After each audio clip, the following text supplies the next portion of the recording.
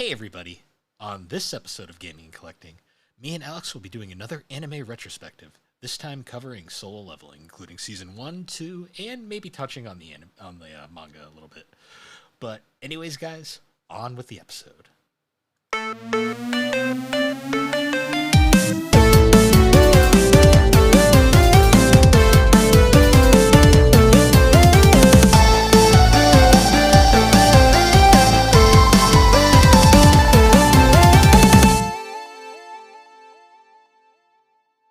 No. It's asking you a question. It wasn't even me being sassy this time. I asked if you could hear my fan running. I said no. Oh, I couldn't hear you. Sorry. How you been, Bill? How you been? Yeah, I've been good. You have a fun weekend coming up. I do. I still gotta get on a plane, which I'm not a fan of, but that'll be fine once it's over. Hey, it's not a submarine. It's the 2-year anniversary. I watched that Netflix documentary. It was actually, I have to say, I actually recommend watching it because it went into a lot of the background about like how like the guy who died who ran the company was just a fucking asshole. And like he deserves it. He was the worst. Like, oh, you should watch it. It was very interesting. Especially where everyone like who they interviewed was like, yeah, I quit because this guy was nuts. So Lovely. It's a good watch. I feel bad for the family still, but yeah. But so what, you're going to see a race this weekend? Yes, we're going to what kind of race? IndyCar. Going to go see. IndyCar. It'll already be over by the time this is out, but yeah, we're going to go see the Road America race. So that should be fun. This is the farthest west I've ever been.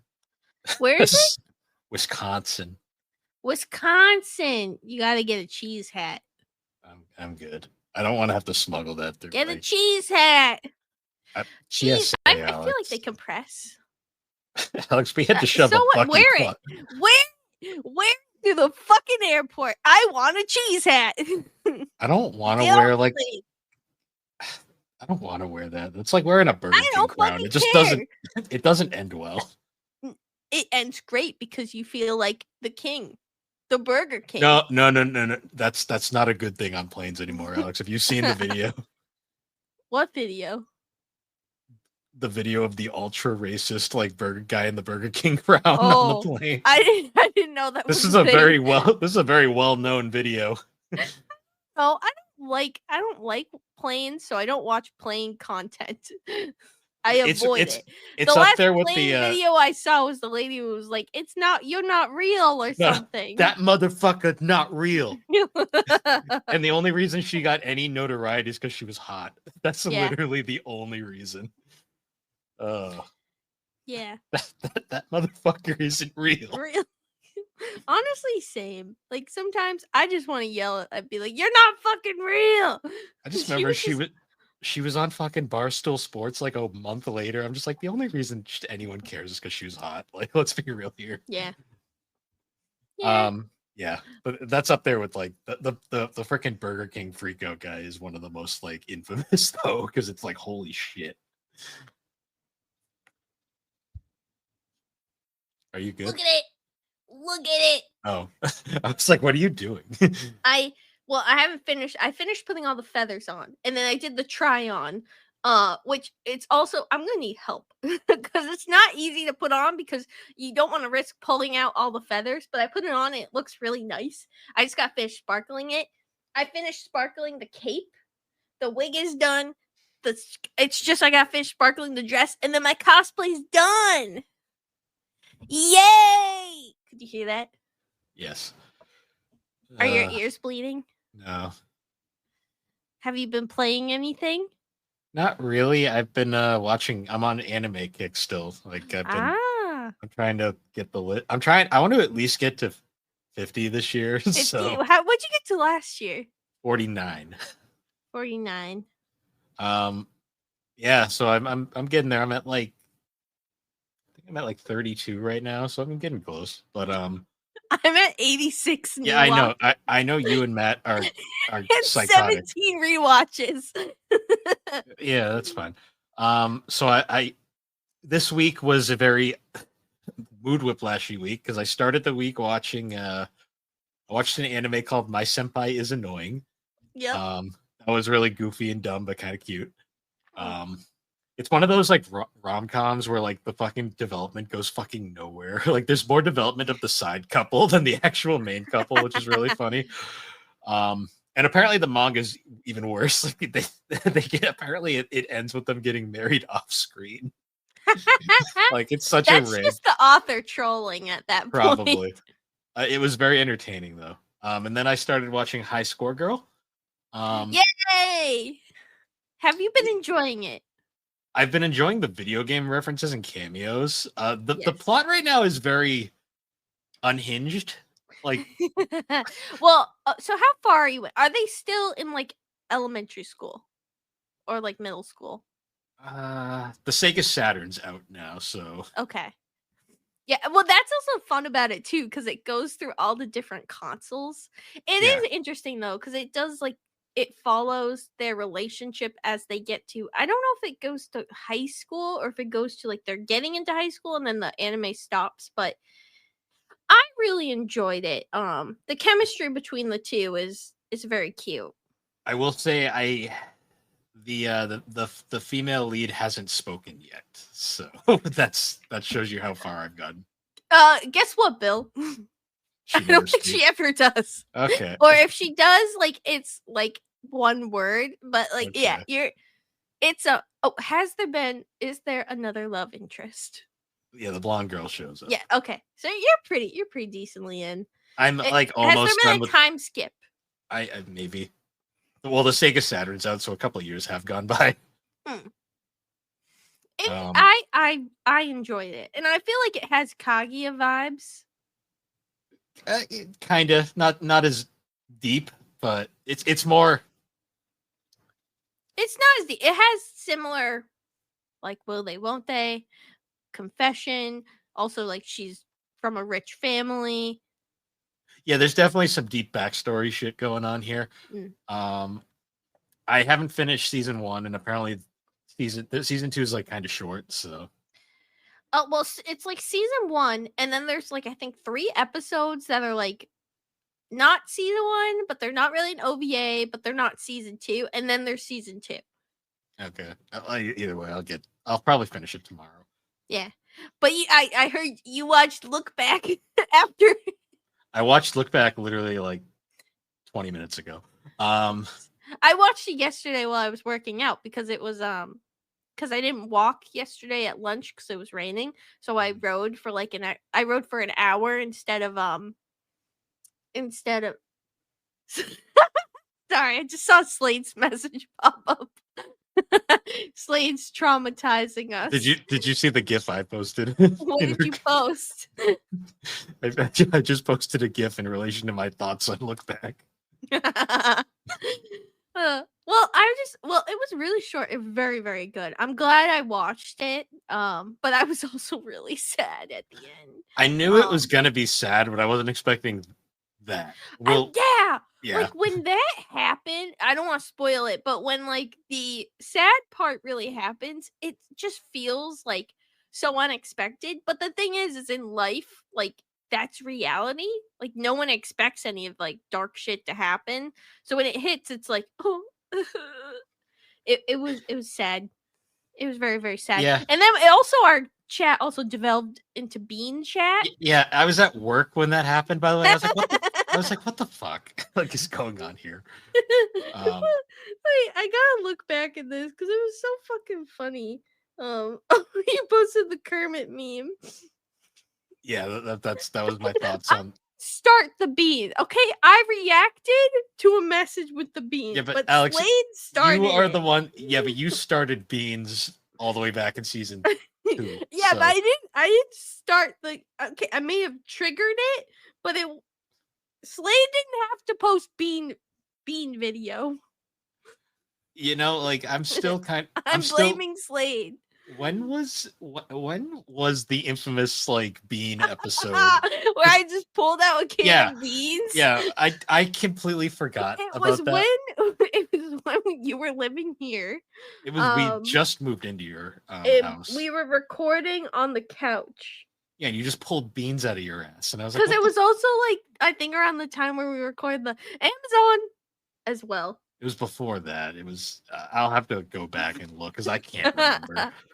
I know it was pre when we hung out with pre podcast with Josh too. Yes. No. It was. Because It I was. referenced the bean. I think it was pre guests. Period. Yeah. To be honest. Have you ever heard of Bean Video though? No. Or Beans a Million? No. Bean Tube? I really like Beans Noble. I really wanted to post Bean Hub, but I was like, no. You should have. You should have. And Bill, we're the host. This is now Bean and Collecting podcast. Ugh. And Bean Dio, and then Bean Addicts. For April Fools, can you just rebrand everything to Beans? If I remember by then. I will remember. I will remember you. Anyways. Yeah. But yeah, that I've been watching that. What is with this year? It's like I watch goofy shit and then get traumatized by fucking sadness. We will be covering look back in the future on A3 anime films most likely. So yes. look forward to that. Plan it out. Yeah, I actually got through a bunch of shit recently. I powered through because I heard Matt was ahead of me, and I said, "Not for long." So I finished Dead Mount Death Play, which that one was just okay. I wouldn't go back and rewatch it, but it wasn't bad, and it had Meow Meow, but not Meow Meow. But the voice actor just doing the Meow Meow voice was someone else, which was very uncanny, even though she did that before. But anyways, then I watched Lookism, which like was kind of frustrating because it was trying to like the whole premise was that it was a Korean manhwa, and it all had to do with like the main character is overweight, and considered conventionally not attractive, and everyone bullies him. So he ends up. Sorry, I just saw what you're drinking. So everyone like bullies him, and then he ends up like basically like his mom was going to the school because at one point he asked her if he would transfer, and she ends up seeing him get bullied, and then everyone's like, "Oh, your mom's here to save you," and he ends up transferring schools because that's embarrassing. But then like the plot is he's living on his own, and then one day he wakes up and there's just this random other body in his room. And he can switch through the bodies, and it's, oh my god, he's hot. So now he's living the school life as a hot person, and he's trying to make things better for the people who are kind of like his original body. But I don't know, just some of how they handled it just kind of felt like he was like, yeah, my life's so much better now that I'm not ugly. And it just, I don't know, it just... I didn't like the story. I didn't really. It had some good moments, but like in the end, like it still kind of felt like you got to be hot or your life sucks. And I was just like, to Eastern media. It just I didn't really like. I don't know. I didn't really like. I like the art because I like the Korean manhwa style a lot. But yeah, it was just like kind of like okay, like I feel like they didn't fully get the whole point of making a show like this. I'm pretty sure from what I've read, like Japan has like zero standards with that stuff, and I'm pretty sure Korea is just as bad.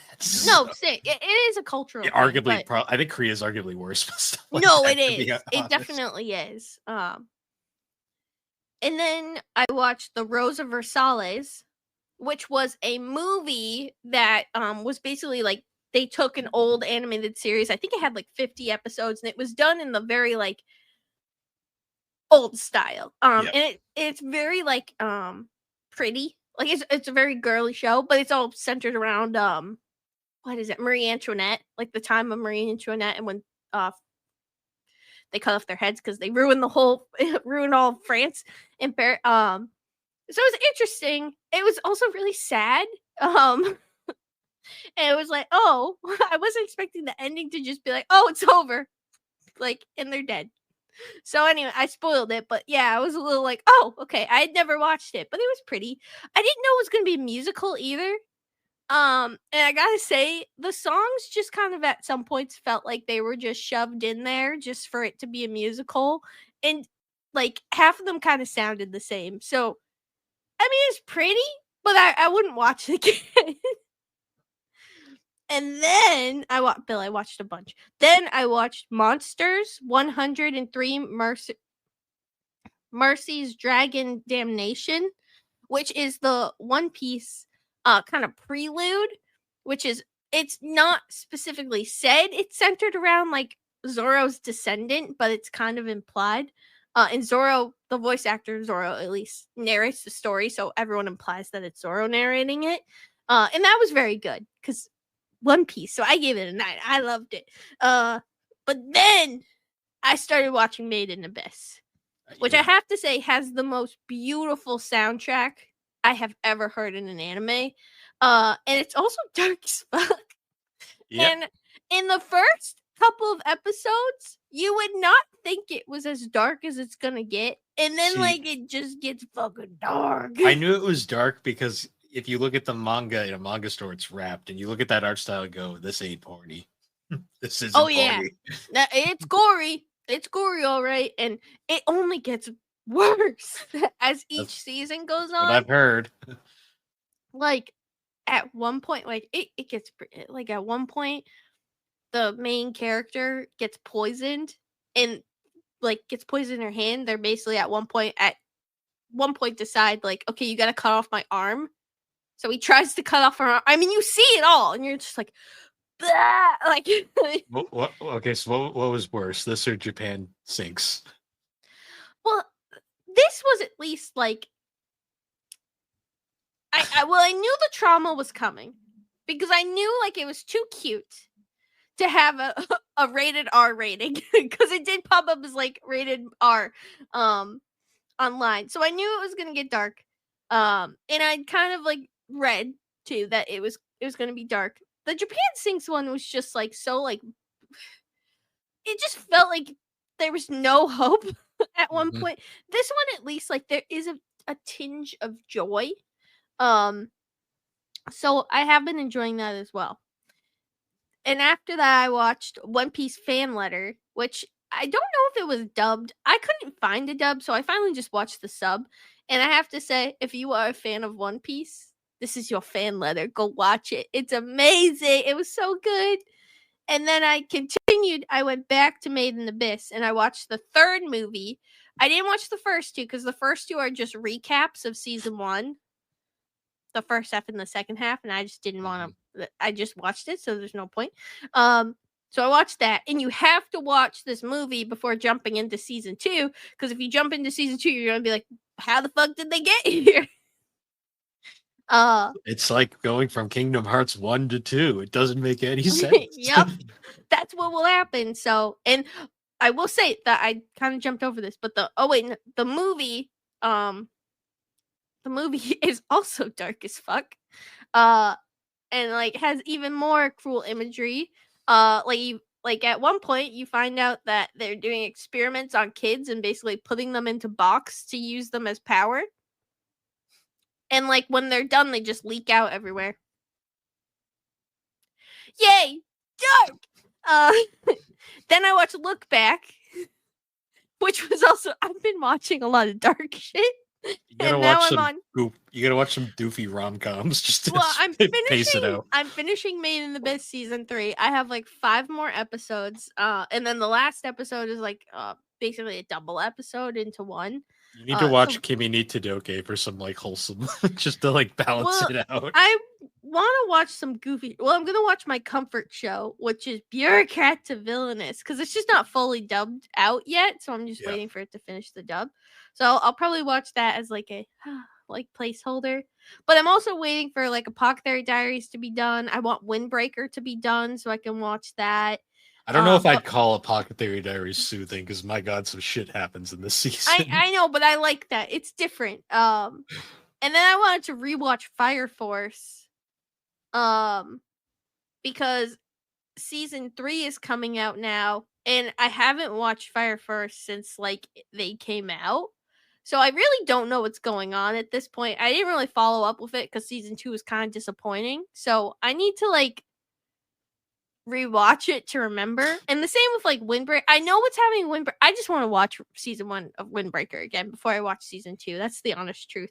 See, for a second, I thought you were going to say, I need a palate cleanser, so I'm going to watch Attack on Titan. And I was just like, okay. Fuck no, I'm not watching that. Like, that's if I want to be in more of a depression spiral. No. Yeah. Right. Oh, and then I'm gonna watch like it came up as one of those goofy reincarnated shows because those end up being the ones that I end up just watching when I need like a good palate cleanser, like some good hot garbage. That's what I want to watch. So I might watch one of the. I found one that I got a clip, like Reels like gives you all those clips. Oh wait, you don't watch them. You just watch the ones I sent you, which are always great. Never cursed at all. So yeah, I just talked too much. But that's fine. But Bill, I saw you grab something mid-conversation, Bill. What was that? It was a ginger ale. Oh, no. Read the full title. It was Irish ginger ale. Yes. It's got sparkling love. Sparkling love. Yeah! From Franny's, because we have an addiction and this is now a story arc.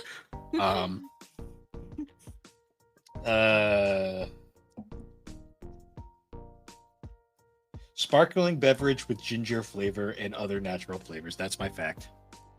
Enjoy. Nice. Guess what I'm drinking?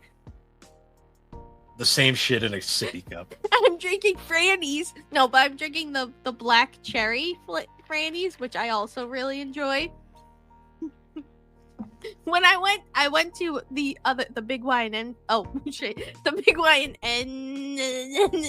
You can't know where I live. The one closer to us, and they had it fully stocked. So I grabbed extras because I was like, what if they don't have it again? I don't want to have to reach back. It's always the cream soda one that's gone. That's the thing.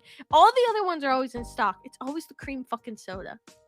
But in lieu of a fact, because I keep just telling you the same facts every week, as last time, I have my wonderful Philadelphia cream cheese cookbook from the 1980s. And I found a good recipe today. Bill, how does tuna broccoli bake sound? He's shaking his head no. Anyways, it consists of 2 6.5-ounce cans of tuna drained and flaked. That's a 1 cup tuna. of cooked rice. Bill, it's tuna broccoli bake. 10 ounces of frozen chopped broccoli cooked and drained. A half cup of onion. 2 tablespoons of chopped pimentos, a teaspoon of salt, a dash of pepper, a 1-ounce package of Philadelphia cream cheese, nice and cubed. But does it specify to open it, or do you just throw the package in altogether? It says cubed, so you gotta cube it. Cut it into cubes. I just want to throw the package in. No. Yeah. 1/4 cup of milk and a cup of Kraft grated Parmesan cheese. See how they mentioned the Kraft? Because they're all owned by the same thing. This is the cheese monopoly. What if I want to use... It's the cheese monopoly! What if I want to use generic store brand? No! And for anyone looking to make this, I'll give you the instructions. Combine tuna, rice, broccoli, onion, pimentos, and seasonings. Mix lightly. Heat cream cheese and milk over low heat. Stir until smooth. Stir Parmesan cheese. Add tuna mixture. Mix well. Spoon into... You didn't mean me. Fuck yeah. Spoon into 10 by 6-inch baking dish. Bake it for 350 degrees for 40 minutes. 6 to 8 servings. Done! Okay. I'm assuming you didn't hear the music change. That's fine. Did you change it to... Oh, yeah. But, yeah, moving... I find this cookbook fun. Which one should I make? Should I try making that and, like, give a review? No, I feel like that would be Fucking gross. You can do what you want. Ooh. But no. No. You get one. You get one. Do I get another one next week? We'll see what happens next week. But anyways, we have a topic for this episode. Guys, thanks so much for watching. Anyways, guys, so easy to mute her. No one buys your fake bullshit. It's not fake. They're not fake and they're delicious. I think that's from Kitchen Nightmares. They're not crap and they're delicious. Anyways. My frozen raviolis. I just think of that the Hoarders episode where the woman had like moldy salad. She's like, I could just peel the mold off. It's still good. And I'm just like, okay. Hey, I'm gonna seal you away. Seal, get it? Get it? I got my little seal presser for my cosplay. Now I just have this now. I don't know what to do with it. So, I used it once and that's it. No. No. We're talking about our topic. No. You're obsessed with our topic, so let's I'm not obsessed with it. I just You were really for a good period. There was a period of time. Well, no, I really enjoyed it and I wanted to see the first 3 episodes early. And I did. We're talking about Bean Tube and the Bean Force. Bean Hub.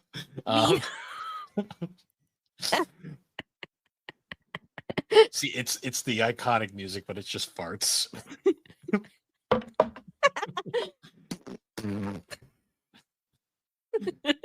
Anyway, so we're doing a anime retrospective for this episode. This is actually a series that somehow did not get a swap treatment. We just kind of didn't swap it.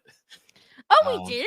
No, we never did. We talked about the movie that we went and saw a while back. We're talking about Solo Leveling. What? And no way. We never it's not swapped. Like we have a title in our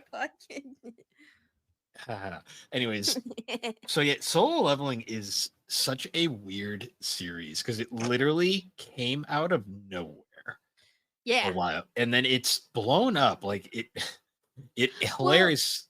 Well, and I think one thing to bring note to, not only did it blow up out of nowhere, but it's also one of the first Korean manhwas that have blown up.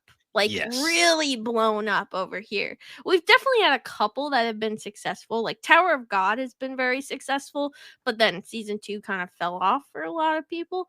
But I don't think any manhwa animes have really gone this mainstream except for Tower of God.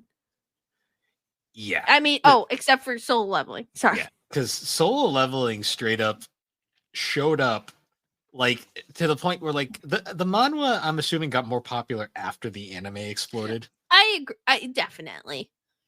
Because the anime was released to the point where they had actually planned it to be just a big 24. I want to say, and because of production costs, they ended up splitting it in half and doing 2 seasons. But it ended up being so fucking popular that they were like, shit, we did not plan for any more. So they're like, probably not gonna be seeing season 3 until like 2028. Sorry. Yeah. But yeah, this was a series that Alex watched, then was immediately like, you need to watch it. And then I watched it and went, fuck, it's pretty good. Then we saw the movie, which was more of a recap with the first 3 episodes of season. Get over it. But yeah, and then season 2, holy shit. This anime has been controversial too because it won Anime of the Year and it didn't deserve it. It didn't deserve it. As people who love it, like I'd say both of us truly do love the show, love the manhwa. I feel like whenever I say manhwa, I'm going like manhwa. Like if you look, I don't know why. Anyways, as 2 people who really enjoyed it, we both can understand that it did not deserve Best Anime of the Year. Frieren deserved it, and it was robbed. What I can say is that it is very good, and it's very enjoyable. That's the thing. I feel like a lot of people can just watch it, enjoy it. It's not too deep, and it's just a good time.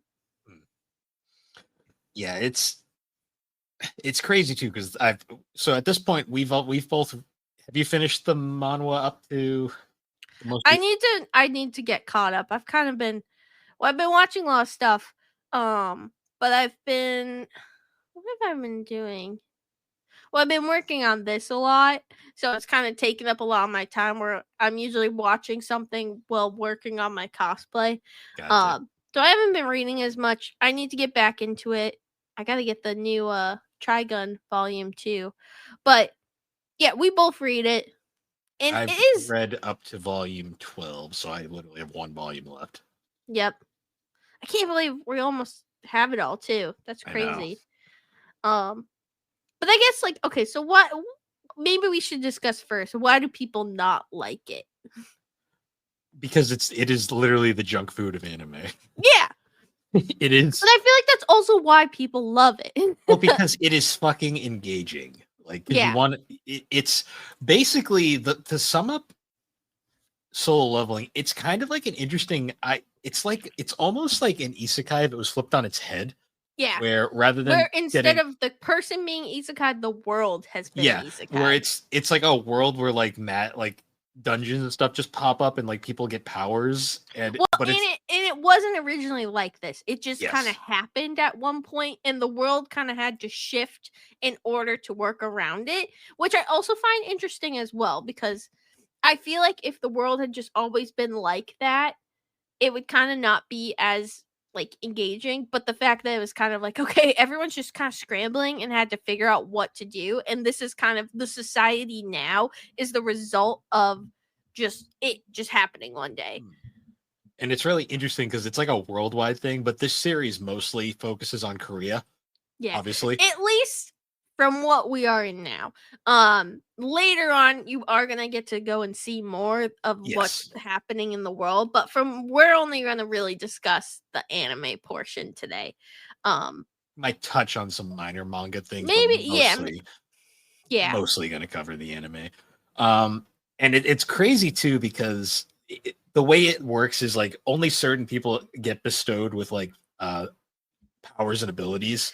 Well, and they're different rankings. Yeah, there's like a class system where like you start out it goes from S to E because S is stronger than A because that's just how ranking systems work. Yep.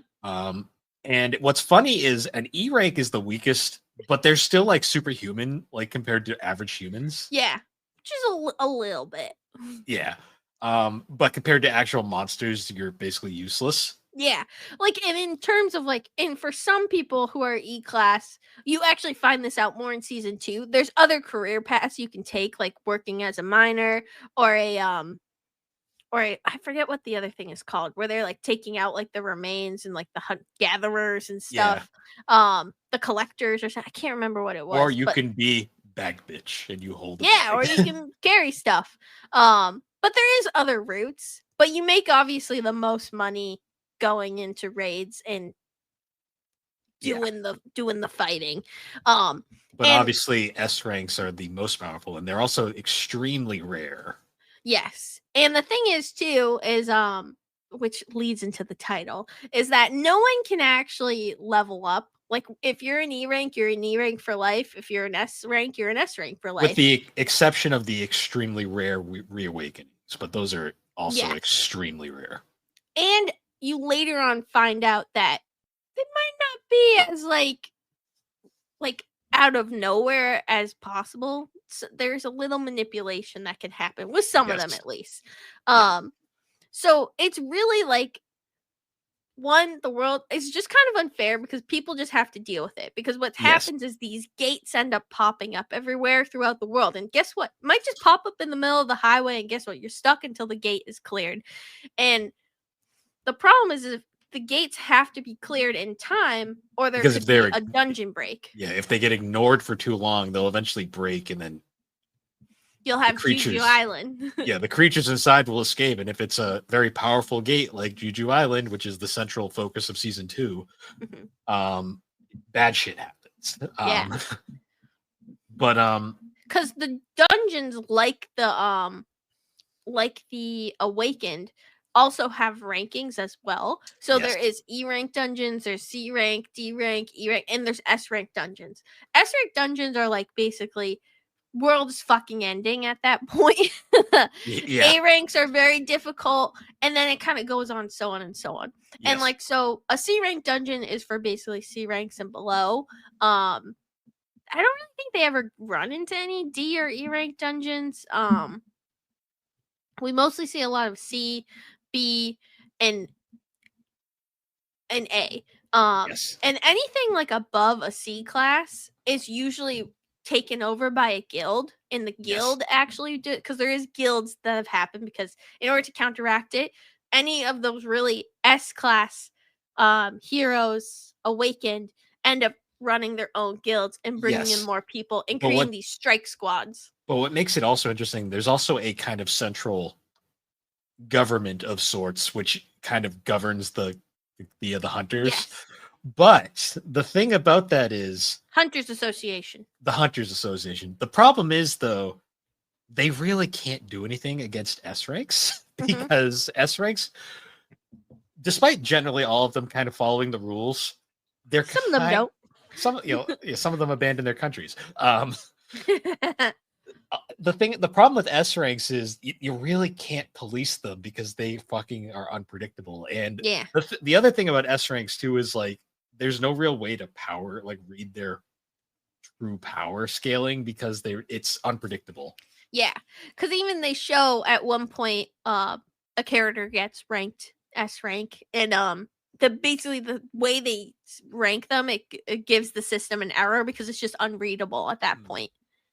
Because there's one central character who's like the main association guy beside that isn't the president. Yes, Who the A is rank. yes, and it's implied, I believe, in the manhwa that he actually is was this close to being an S rank. Yeah, Because he's like probably the strongest A rank in the series, but because he's just not quite there, he doesn't get the privileges that an S rank would get. Yeah. But yeah, it's very interesting way they handle it. But and these are happening all over the world. It's not just yes. Korea. It's happening. There's guilds in America.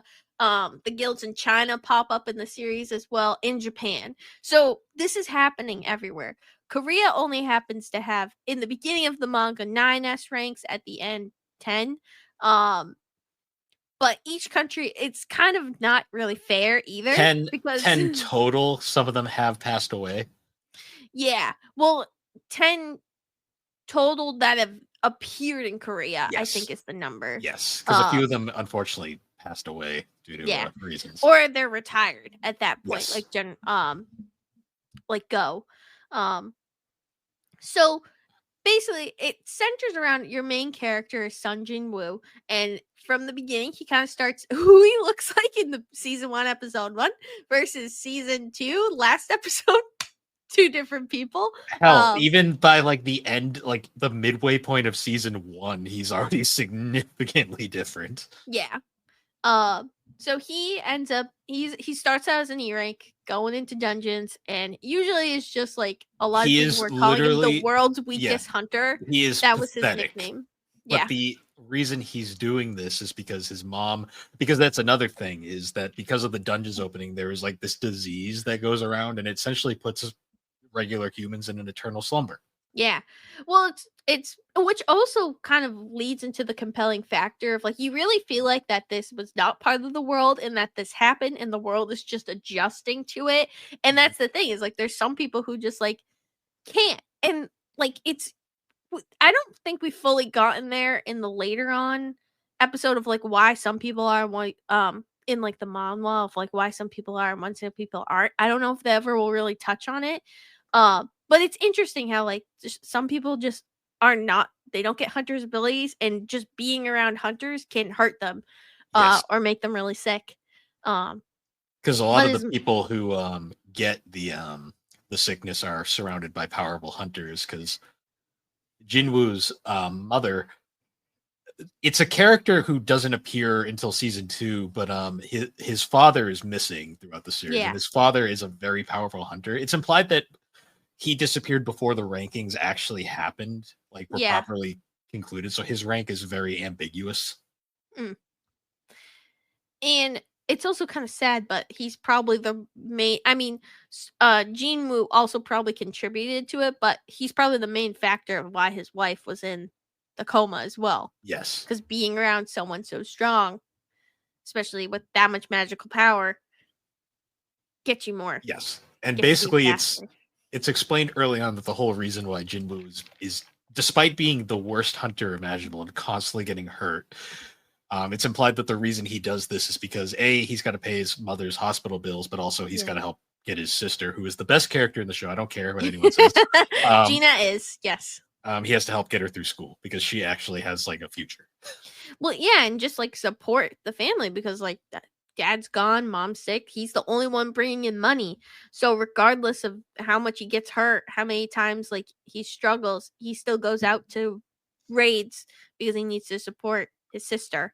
So this eventually leads to him going to a dungeon. And one of the things you'll notice that Gina's like, maybe you shouldn't do this. Like she's always been kind of apprehensive to the fact that he's a hunter, but also understands that he needs to pay the bills.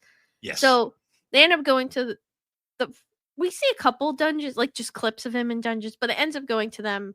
They're in a dungeon, and then suddenly what occurs is a double dungeon. Which these aren't normal, and in this case, this one was definitely not normal. So the team kind of feels conflicted on like they go as a strike squad, and these ones, rather than being run by a guild, are just people that were brought together because it's ranked C rank below. These are just random people that signed up to do it. None of them were probably good enough to join a guild. So they all join. Minus one person, but her fear is what holds her back from joining any tougher missions because she's really scared. Despite her being arguably the most qualified person there. Yeah, but fear. Not everyone can do stuff. You know, you might be talented, but if you're too scared, it won't do shit. So they make the decision to have a vote, and Jinwoo kind of is the middle, like last person to vote, and he's basically it's 50-50. They don't know what to choose. So Jinwoo decides, let's go into the dungeon because one, having a little extra in the bank will definitely help them out. So they go in and immediately, this is not a normal dungeon. Yeah, shit goes bad really fast. Like basically almost the whole team dies. Yeah, not because we're not gonna go note by note, but like basically here everything goes so bad to the point where only a handful of them are able to escape. And essentially because Jinwoo actually, it's interesting about Jinwoo is he actually solves like the puzzle to the room, but because everyone else is a coward, it ends up failing, and he's lost his ankle by this point. Yeah, he is basically dead, and he basically just chooses to let everyone else escape. And he has this whole why is this happening to me moment. Like in two of the characters, I can't remember her name, but the healer and then the swordsman who also has fire. Juhi. Yep. Yeah. Because I thought it was Julie for like the first half of the series. It's it doesn't say it here. But he basically tells the guy to knock her out and get her out. And he does somehow survive, which you'll find out kind of the reason why. He gets a mysterious RPG menu in front of him that says, "Do you want to become player?" And he goes, "Well, I guess I'm either dead or I'm not." Boop. And it ends with him getting fucking smashed on a table. But he survives. Yeah. And we get cameos of a bunch of characters that'll be important later. Yes. So he ends up getting recovered from the double dungeon, and he wakes up in a hospital. And one of the things that they ask is, hey, like, and he also wakes up, his injuries are healed, everything is fine. So when he first wakes up, the commission, Hunters Guild, that's it. No, Hunters Association, that's the word. Ends up checking to see if he did reawaken. So at first he's like, "Oh fuck, I didn't actually, nothing actually changed," but it did. He is now the player in the system. He's the only person who can level up. Hence the title, solo leveling. Yes, and basically they retest him to see if he's reawakened, and he comes up at E again, and they're like, "Nope, still worthless." This guy sucks. But while he's in the hospital, he's noticing this weird computer screen in his face. Hot nurses. Well, no, not yet. He's got to train first. Well, no, I said hot nurses. I didn't say sexy Jinwoo. I just said sexy nurses. Well, they don't appear yet. No, They true. don't. Oh, okay. He gets this weird computer screen, and he's like, "What the fuck is this?" And then Gina shows up and basically bitches him out for like, "You've been in a coma for days." Like, what the fuck? I need money. I know. I gotta pay the rent. I need you to come to my parent-teacher conference. Yes. So she ends up leaving, and he then starts like the system's like workout. Do 50 push-ups. Do this. Do that. And he's like, nah. But he finds out. You want to do those push-ups? He kind of does it, and then he's like, well, all right. And then at one point, he kind of forgets, and suddenly it's like, oh, you're not going to follow the rules? Well, fucking die then. Fuck you. He gets put into a world where he basically is like, the goal is survive. Yeah. He has these giant worm creatures. So it's basically what's happening is the system is setting him up to get stronger. Yes. Not just physically, but also mentally and like fighting. Also, the system is incredibly ambiguous. Like, it makes no fucking sense why it's doing what. We don't find out until much later in the manga what it even is. But it's you can tell though that like it's not a normal video game system. It's very much guiding him down a path to get stronger. Yeah. Because at one point it gives him a key to go to a separate dungeon to level up, and he ends up getting a lot stronger. He gets buff. Yeah, because this is a weird point where like he's still technically in the hospital. If they let him like go walk around the city, I think he just runs. I think he just leaves his hides, like runs and escapes. Maybe. I don't really think it's like. He comes back though, so I don't know.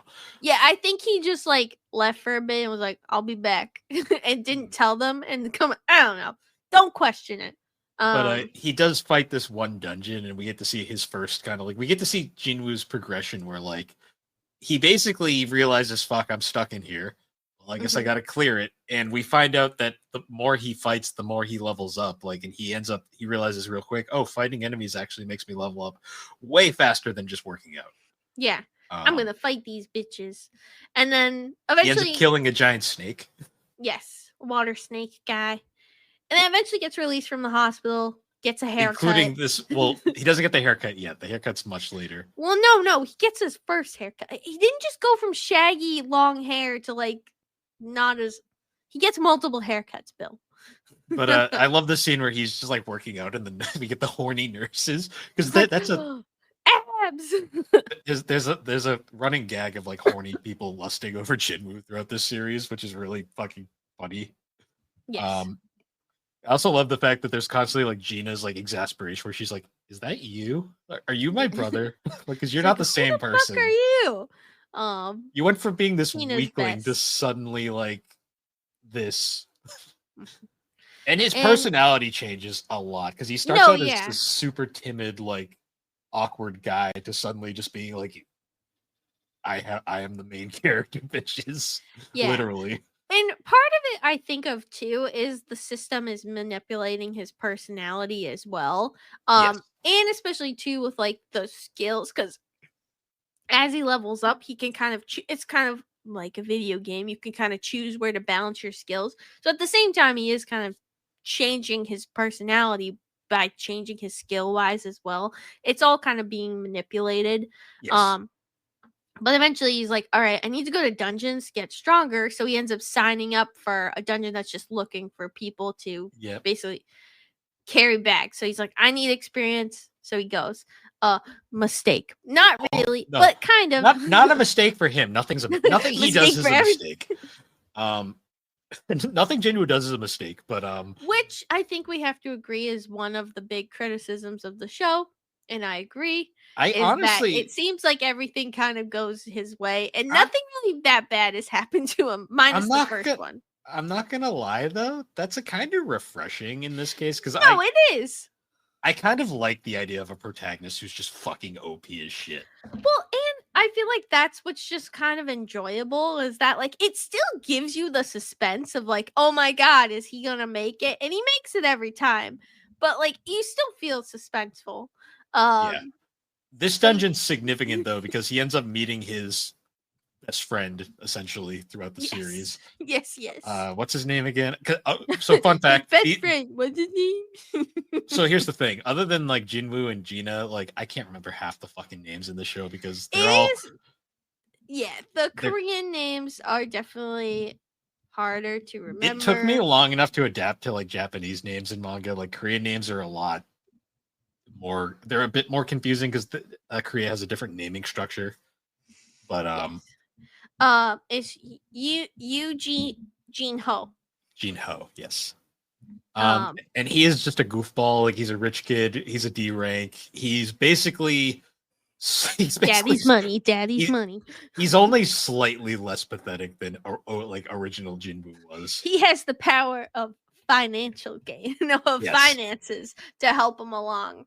But they both get roped in, and basically the whole dungeon was them joining the party was a setup for them to basically get killed Yeah, in the the way that dungeon, and they take all the money. Yeah, the way this team works is they trick into like weaklings to fill out their roster, get them Because you have killed. to have a certain number of Yeah. people to also go into dungeons.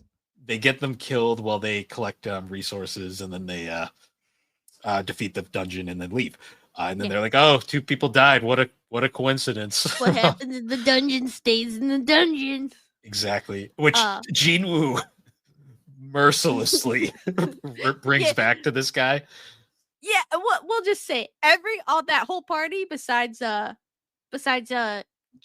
and Jimu, yeah, they fucking all die and Jimu fucking murders him. Well, but that's also one thing is like, so when the system detects that he's in danger, it basically says, "Oh, these people are a threat. Kill him." Yeah. He's like, "All right, time to die." There's actually a moment of because you start seeing Jinwoo's like humanity starts kind of slipping at points because he which when is he the kills goal of the system. It wants him to kind of lose his humanity. You'll find out later on, but yes, it definitely wants him to. And you'll notice every time he does this, like he'll make a point saying, "Well, I've crossed that line now."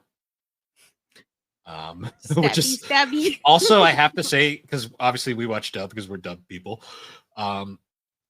Alex Lee's performance as Jinwoo, amazing. It's perfect casting. Out of all the awards that were given, the one that was the one that was most deserved was Alex Lee's performance as Jinwoo because he fucking steals the show to the point where I honestly think it might be better than the sub. Like I think his performance because he ad-libbed shit. Like a lot of the lines he totally ad-libbed and just made them great. Yeah. No, he brings a lot of life to the character. Well, especially because he really changes from that kind of timid guy to this like merciless kind of. And especially when the system tells him to kill him, like he does a great job embodying the voice of like he's almost like gone and it's someone else that's taken over. But I also feel like too, this is where I was like, oh, this shit good. This shit hits. Like, this shit is nice. Like the first two, like definitely the double dungeon is really incredible to watch. I mean, very dark, but that one's also very good. But like this is where I was like, ooh, we got some spice in here. There's like, also he's gonna murder fucking people. There's also a point where they bring up this whole thing about like being a false leveler or a false ranker. False ranker, yeah. Where essentially there's people who lie about getting reawakened. And it's essentially they're lying about their rank so they can basically just destroy lower dungeons and stuff. Yeah. It's a thing that gets brought people up. Kill him.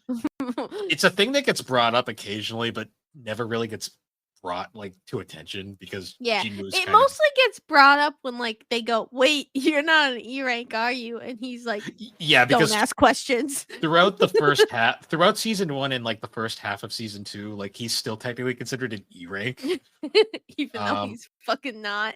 Even though like by the end of season 1, he's borderline A. So I would say he's like very close to S. Once he gets the we know he's not 100% yet because of the fact that like it's the only reason he beats a certain character later is because they don't use their sword. But another event that happens is Jinwoo is working out with Gina and basically just leaves her in the dust. Yes. But he ends up discovering, oh, I can go beyond the daily limit. So he Yes. does that and gets more experience. And then And he he gets, gets, well, a special prize. yeah, he gets a mystery box. And in Yes. that mystery box is another key, which becomes a bit of a running joke later on in Yes. the series. And it's also to hell. Yeah. It's a He key to hell.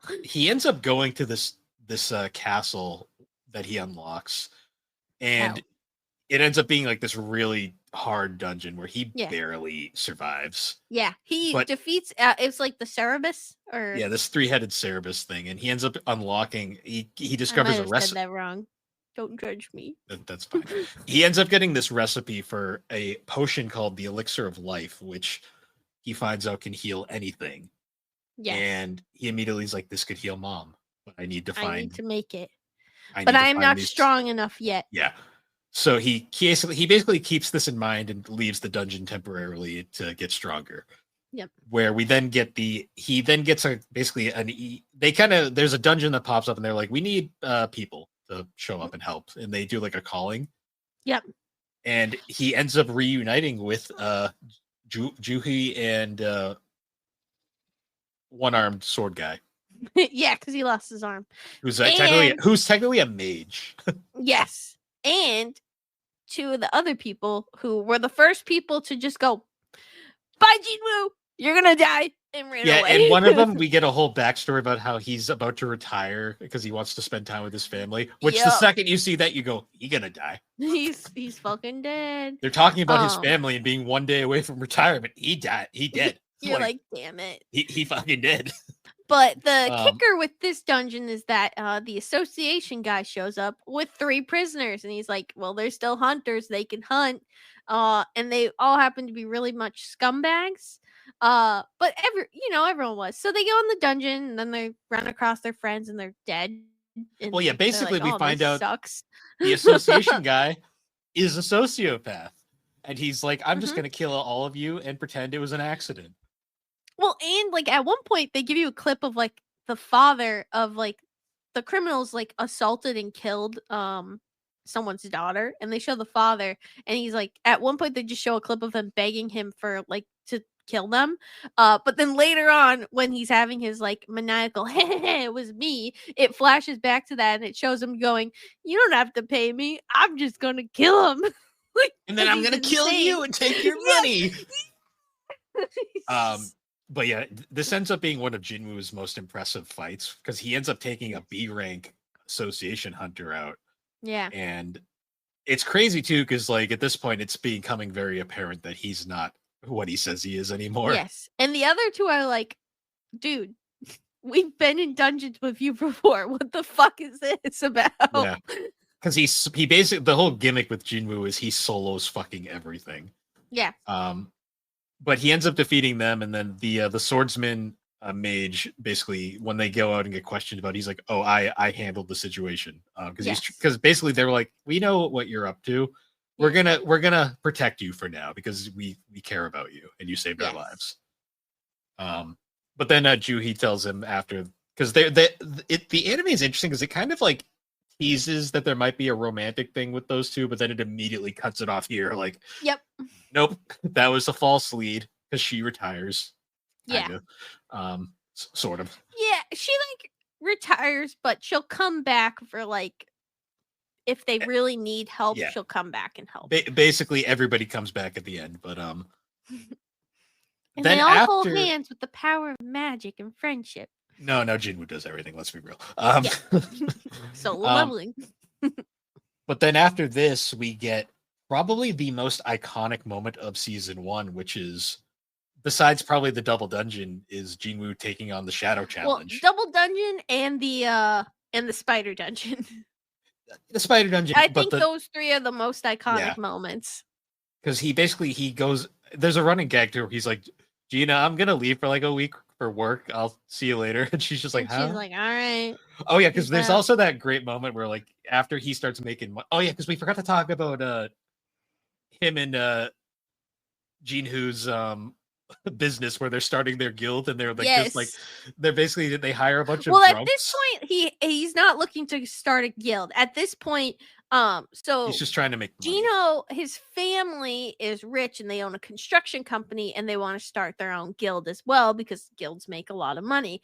So Yes. his brother was chosen to run the guild, but he wants to run the guild instead. So his brother is also not a hunter, he's a hunter. So he wants to prove to his father that he could run it by getting his guild master license.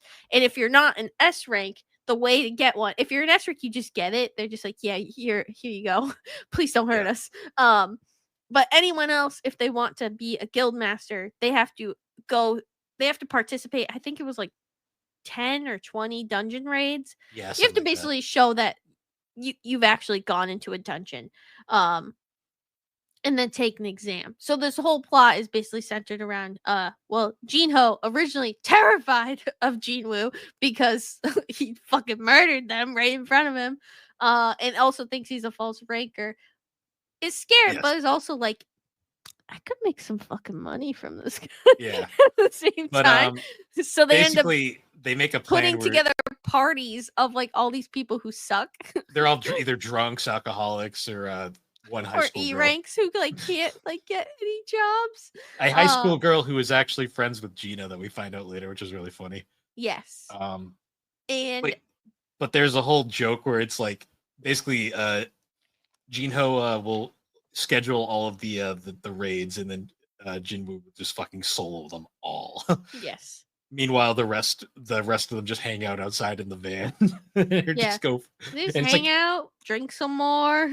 because there's a great scene where like Jinwoo's like, "Oh yeah, money's not going to be a problem anymore to Gina." And oh, I bought chicken by the way. Um, Yes. and he And all of a beer sudden, doesn't affect me. yeah, Fuck. he discovers beer no longer works, and then he's like, "I gotta go do some tests. So you can finish this." And she's like, "Can I eat it all?" And he's like, "If you want to get fat." And she just goes, she just gets, she just gets the most grumpy face at him, which is all the Girl. all the dialogue between Gina and Jinwoo is great. But then he ends up like downing an entire 12-pack of beer because he's like he discovers that basically he detoxifies everything. So yeah, he's immune to poisons. He's got a poison buff. But there's a great scene where Gina walks in and she's like, "Jesus Christ, lay off You the had beer, enough? bro." But yeah, so going back to the shadow, yes. the It's basically the dungeon that leads to where the show really picks up. yeah, Once he gets the shadow army. and it ends up being a whole test thing where he ends up defeating this knight who he thinks is the dungeon boss, and then once he defeats them, he realizes that wasn't the dungeon challenge, and it's actually he has to defeat all the enemies, and he ends up just fighting them, and it seems to be endless until he realizes he's basically gets walked into a corner until he suddenly remembers, oh, I didn't do my challenges. Crap. And he gets sent but today, yay! He gets sent to the penalty zone, and because he's there, he ends up being able to actually heal, which he then returns back to the dungeon, and then he realizes it's not the soldiers. The soldiers aren't, I'm not gaining experience from them. It's because they're not real. Well, they're not actual enemies. It's the wizards that are summoning them. The mages. So he ends up killing the mages, and then he uncovers his job ability, and he becomes a shadow necromancer, basically. And looking back at what we know now, this dungeon, like, it was very much a setup. Like, this was very much a setup. Everything was pre-planned. Yes, for him to get the ability for the shadow army. Even the hell dungeon is. Oh yeah. Like, it's all manipulating him. Or so we think. Because there's a whole point where like once he learns about his job choice, he's like, but I've been setting up as an assassin this entire time. Like, god damn it, this is bad. And he's like almost a little upset, but he's like, whatever. I'll take it. He basically is like, when am I gonna get another chance? So he just takes it, and then he immediately discovers his potential where he can raise the dead. So he ends up raising all the soldiers, and then he realizes maybe I can raise other people, and he sees the dead body of Egris the Crimson, and he's like, I can raise him. And then we learn about the whole. I can fix him. Yeah, I did. He ends up getting 3 chances, Yes. and in those 3 chances, he If you fails. don't get it by the third one, The soul's they gone ain't coming forever. back. But he ends up getting it by the 3rd one after really putting it all into it, and then he Also, erases. probably the system. Probably. Yeah. What's funny though is like once you get a powerful enough shadow, you can actually name certain ones, Mm-hmm. and he names this one Egris, and Egris becomes his fucking boy. Yeah. And we find Honestly, that should have been the ship. out. I'm just saying. There's we more chemistry we than do the actual ship. This isn't a romance show. Yes, it is. It's Jimu and Egris's love story. That's what I'm taking from And it. Baru watches from the cuck chair. Yeah. Um, Why do we keep bringing up cucking in our podcast? because that's the world we live in now. At least no one's eating ass that we know of. But yeah, Egris, damn. What's funny though is like we find out about Egris too is that Egris was like an extremely powerful shadow like enemy, and the only reason Jinwoo beats him is because he actually like does like chivalry, and he's like, let's fight hand to hand. Like he throws his weapon away, and because Egris is an honorable knight, he also throws away the his sword, and they fight hand to hand, and that's the only reason he beats him. Yeah. Because then after this, we get a skip to where the movie, because we had seen the movie, and the second half of the movie would skip to this point where it's the start of season 2. Movie? It's the start of season 2, where he wakes up and oh my god, he's hot, and he's going to Jinha's parent teacher conference because they have no parents that can go, so he has to go for her. Yes. And we get this great scene of all the high school girls are ogling him, and he's just unaware because Jinwoo doesn't give a shit about that stuff right now. And he also kind of grew up like that not happening to him, so he probably just doesn't also know how to handle it. They're also all doesn't even realize it. They're also all underage, and he probably is. He's not into that. But there is a great scene too where Gina constantly teases him about like girls, and he just like blows her off basically. But there's a great scene where he just grabs her face and starts pulling on her cheek. Yes. He's basically like, quiet you. Yes. But then Gina's teacher, which I'm not gonna lie, there's a point when we first saw this where the teacher's like, she's doing great, but can I talk to you off the record? And I'm like, is she gonna fucking hit on him? Are they gonna fuck? What? But then we find out, no, she just wants Jinwoo to investigate another student who we find out is the. And she also wants to make sure that Jinha, if she did awaken, which I think is a very good conversation, is like that if Jinha did awaken, that he would continue to have her go to school. Yeah. And pursue her dream of being a doctor versus becoming a hunter. Which he definitely doesn't want her to do because he's seen everything in there. He doesn't want to risk her doing that, which is a really important point. But then she also asks if it just so happens to be the girl who was showing up to their raids to just hang out because she wasn't doing anything, but no one was. Actually is a student in her class and a friend of Jinha and is struggling with school and decided to go a hunter and is no longer going to school. Yes. So she's basically like, can you just like tell her to not do that? And Gina's like, I guess so. Pick her up in my Jeep. But what ends up happening is at this point, like, Jinwoo has like befriended one of the guilds, some of the higher ups. Oh yeah. There. Well, we forgot at one point there's an arc where one of the scouts is like, this guy seems a little sus. Well, because they were buying up all the dungeon raids. So like at one point they're like, who the fuck are these people buying all these raids? Like we can't get any. So they actually end up going to investigate and they're like, ooh, this guy seems a little fishy. And then Jinwoo basically threatens him and is like, yeah, leave me the fuck alone. Yeah, he's basically like Jinwoo is so powerful at this point that he can basically just like make himself invisible and threaten people. Yes.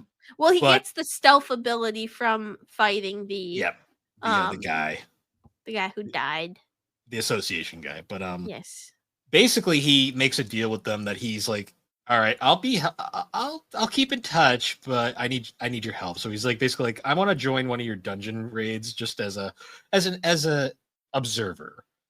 Yeah. So he Well, ends up. he also scams them. Well, yeah, he does that too all the time. But that's just a background thing that Jinwoo does a lot. He's a Um, scammer. But yeah, it basically he calls in a favor, and he basically wants to show the girl of like the dangers of like doing an actual dungeon. But as yes. soon as they go in Red Gate, which a Yeah, the Red gate. Gate, Red Gate is a super powerful gate, and the fun part about it is you can't leave until it's over. you're stuck. Oh, and if And you it all die, the gate's gonna break. So, good yeah. lord. Um Also, this gate is like A rank, I think, or maybe even S. yeah, it was well because they say any like A rank is automatically um any red gate is on I think they say like an A rank or at least 2 levels higher. So it's Yeah, automatically like you're not gonna have a good time. So when they get in and the party was doing they were doing this as a training operation. So when they get in, they immediately are like, we're fucked. And like yeah, immediately one person dies, yeah. they And my go favorite part after. is they show all the people in the party, not counting Jinwoo and the girl, I forget her name. Um, and it's like it's a bunch of generic knights. This one A rank, who's the only real significant like power player here, and then the girl character who has the very the very well designed look, and I'm like, I ah, can't remember if she's also A rank or B rank. she's B rank. Okay. But she's so her design is so like flashy that I'm like, ah, she's gonna be the only other significant She's gonna person. live.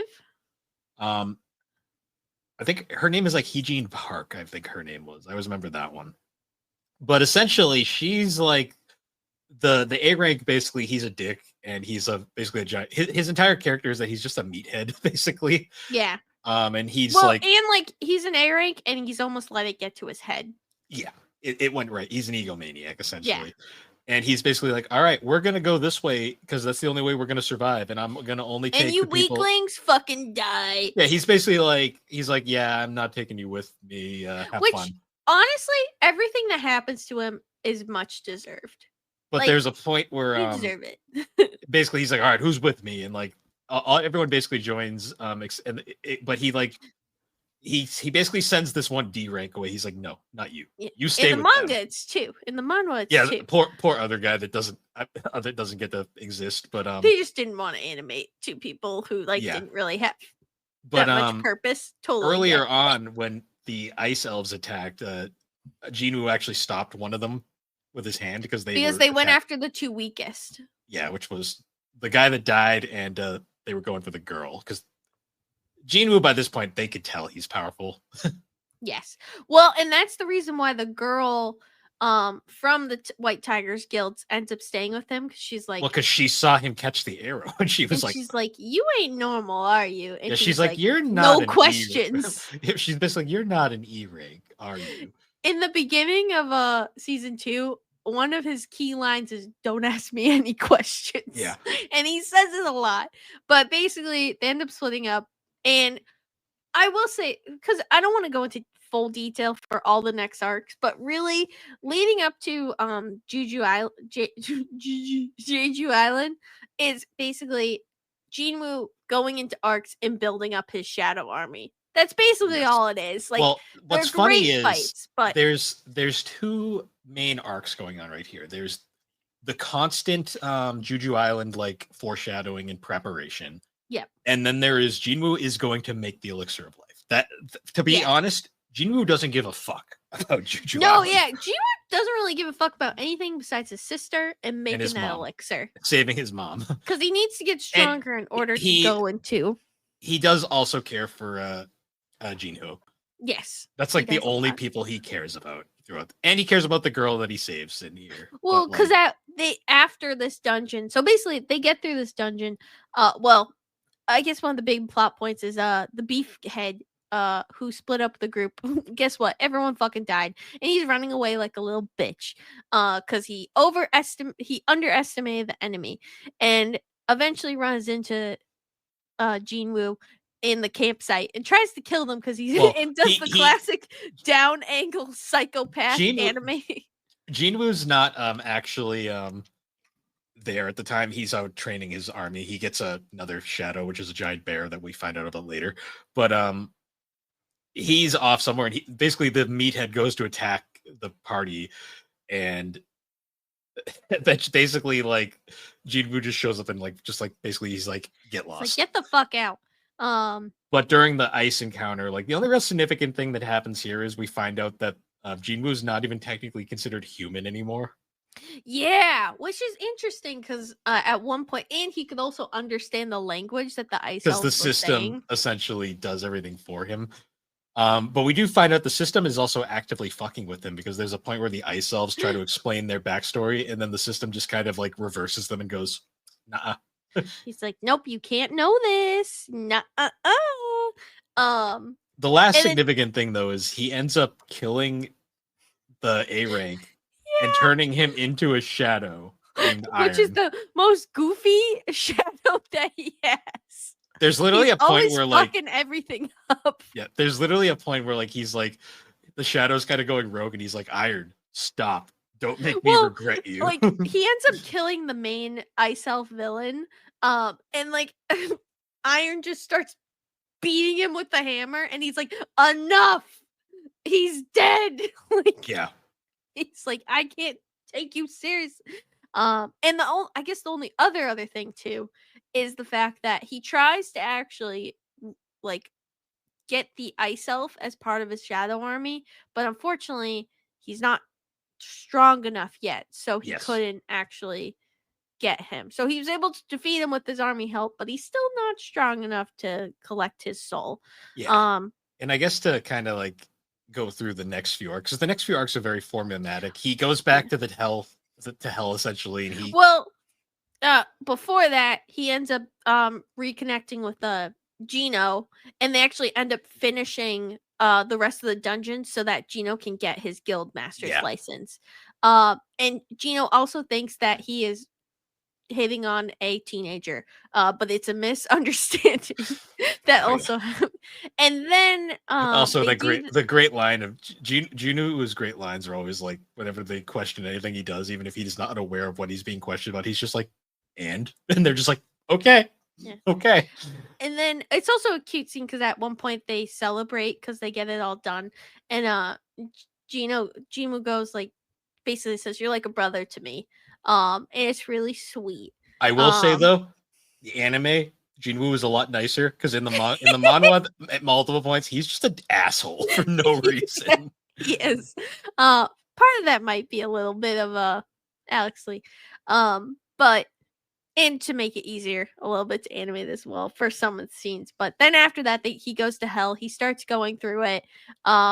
He ends up kind of And getting roadblocked, and he's like, I need stronger equipment, but I can't get yes, stronger equipment because I am still an E rank, and and I I can't." need money. And he's like, I can't sell these items because they're going to be like, how did an E rank get these? So that's when he's like, all right, I got to get reevaluated. And he ends up going to the Hunters Association to get rechecked. Yeah. But that's also when like it's funny because like one of the really funny scenes is when the hunters, the White Tiger Guild shows up after someone says, "Oh my god, he's here. He's here." Well, With you because and where is he? there's a great scene earlier where Beck, the name of the head of the Tiger Man, essentially, he's like Yes. trying after he saves all the people from the Red Gate. He's like, why did all my people die? I want answers. And she was basically just like, fuck off. I Well, saved your people. yeah, you only got these people because of me. Yeah, and he basically, so when you get super powerful, your eyes start glowing. Like that's like Yep. just a thing. And he basically gives Beck the look like, don't touch me. Yeah. Fuck off. Which this will come back. Yes. Because then he ends up going. They end up doing the test, and this is where I kind of brought up earlier of like when they do the test and you're in S rank, and basically the system goes beep beep Well, broken. there's a really funny scene too before that where he's in like the hall waiting to get tested, and there's this overly confident guy who's about to get tested who's like, don't worry. It's like he's like, it's not too bad. You'll either get you'll get it if you get at least a D, you'll get most likely picked up by a guild. And it's like as long as you don't get an E, you'll be fine. And there's this really like panicky guy who's all like, I really need to get at least a C. I want my wife and kids to come back. Yeah. And But then you find out after it, I don't think it actually the shows in anime the anime. doesn't show you, but in the manhwa, you find out after that the really overconfident guy got an E rank and the panicky guy was a C, and it's just Yeah, a really funny joke. But it was pretty good. Jinwoo basically gets scanned, and they find out he's an S rank. Yeah, but they don't explicitly say it. They say he has to come back to get retested after. But the Yeah. whole purpose of them doing this is because it's basically before they announce he's an S rank, the association wants to step in to try and persuade them to join the association. President Go basically wants to talk to him, and Yeah. President Go is a great character. We live, laugh, love President Go. And I love President Go too, because like he gives Jinwoo the whole thing, and Jinwoo's like literally like, this could be a perfect job. I'd never have to worry about anything. But then he's also like, but I also will never get the dungeons I need to save my mom. So he's like, he and basically I want free will. Yeah, he basically tells him, he's like, thanks, but I want to fight. Yeah, and Go respects because and he's still kind of a little like on the fence about Jinwoo, but after that, like he was like, okay, I have respect for him. Yeah. He wants to fight. So that's what he do be doing. I don't know if does he go back to hell? No. The next thing he does, he's like, I need experience seeing what a rank dungeon would look like. He also like he also kind of needs like to do something in the meantime. So he sees that the biggest guild, the one with the Mr. Red hair fire guy. I think that's the Hunters Guild. The Hunters Guild. Yeah. Which is funny because there's also a scene where the Hunters Guild guy shows up and he introduces himself, and Jude was like, not interested, and just walks right past him. He's like, bye. And he's like, did I just get ignored? And everyone's like, yep. Yep. This guy don't give a fuck. That's a running joke. Jinwoo does not give a shit. No, because he's like, I want to save my mom. Mommy. But pretty much, honestly. That's Jinwoo on the inside. Mom makes all the fan base sad. No, but mad. But yeah, he ends up taking this like job as a miner, and there's a point where like President Go's like, they're like, he took a job with the Hunters Guild. He's like, he wanted the money after all. And it's like, as not a exactly. Miner. He took a job as a miner, and President goes like, I'll never understand this boy, but I'm interested. But he's entertaining. Yeah. Well, yeah, basically Jinwoo ends up going like overboard while mining, and they're like, damn, this guy's good. Could we please have him? The greatest. This is the mining prodigy. But of course, after they go on lunch break, he decides, all right, time to snoop around, and he gets caught by a blonde girl. Chahe or something. Something like that. Yes. Love interest. I'm telling you, there's more chemistry between him and Egress. I'm just saying. There's more chemistry between him and Jin-Ho, to be perfectly honest. And President Go. And pretty much every character other. I know their chemistry is literally, you don't smell like shit. Yeah. I love you. I love you. It's literally. I don't feel like vomiting in front of you. Oh my god. And all Jinwoo is like, he's like, you're interesting. Yeah. That's basically all he is. But he gets cut, but then he ends up going back. But the next day, there's another job. Well, because the miner's like, you got to stay on forever, please. And he's like, but I'll work another day. So the next day shows up and he goes, and they just this is with the Hunters Guild again, but it's with their B squad.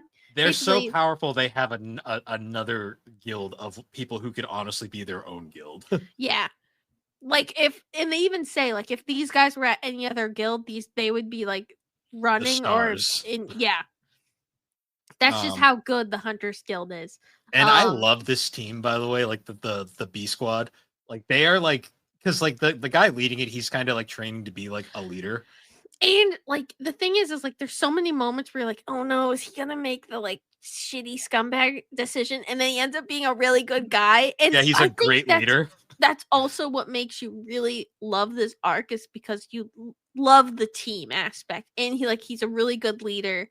So you're more like you have more like he literally gets in this buy dilemma. into him. You want him to be okay. Yeah, he gets this dilemma where it's like basically Jinwoo's just there as like he's essentially their pack mule. Yeah, whoever like was supposed to be their bag carrier basically couldn't make it that day. He didn't show up. That's But Jinwoo does because he wants to go in, And they basically asked volunteers from the mining crew, and everyone's like, no. And he's like, I'll do it.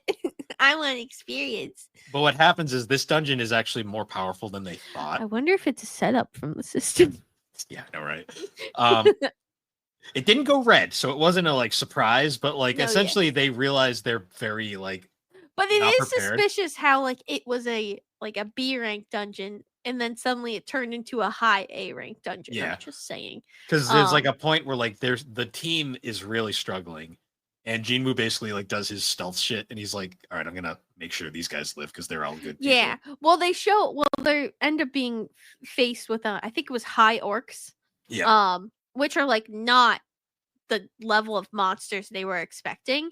And like usually to take one down, they need the whole team to do, and there's like at right now they think there's an army of them, and little do they know there's an army of them waiting Yeah. for them.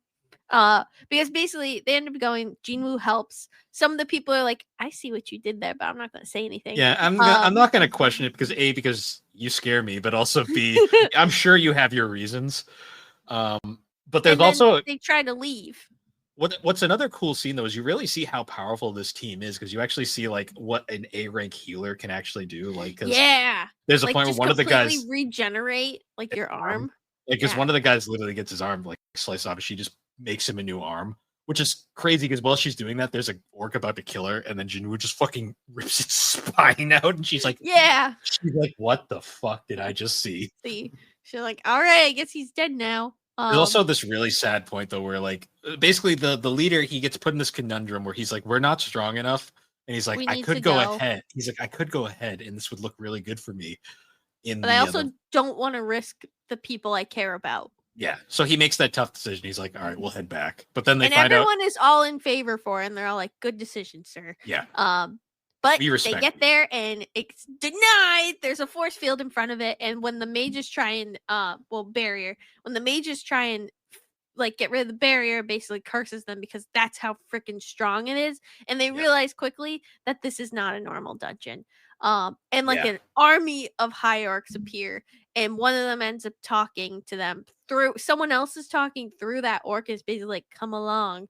And at that point they don't really have a choice, so they end up just following along. And we get that really tragic moment where the healer basically gives Jinwoo her will, and she's like, just in case, and he's like, I don't want to have to give this to anyone. She's like, just in case, please. Yeah. Little did they know he's gonna save the day. So basically they end up going to they confront the leader, who's this like, I forget his name. So does Jinwoo, so it's appropriate. But basically he's like, I'm gonna kill all of you now. And he basically, and at this point too, you're starting to realize that all of these monsters are like don't really have much of a free will, and some of them are losing it because honestly, these guys are just spiraling into insanity, like because they're just trapped in that small dungeon space, and they're like, "This is entertainment." There's an arc. There's an arc later in the manhwa where a dungeon breaks in a very specific place, and those monsters are just straight up losing their mind. So yeah. Like, and that's really what's happening. And at first the leader of the strike squad is like, all right guys, on the count of like 3 we're all gonna go in, but everyone is so terrified because they're just so outclassed that he's the only one that moves forward. He gets the shit beat out of him, wrecked. But Jinwoo, well, what's saves the day. Jinwoo lets him get fucking beat around, and then he finally goes in.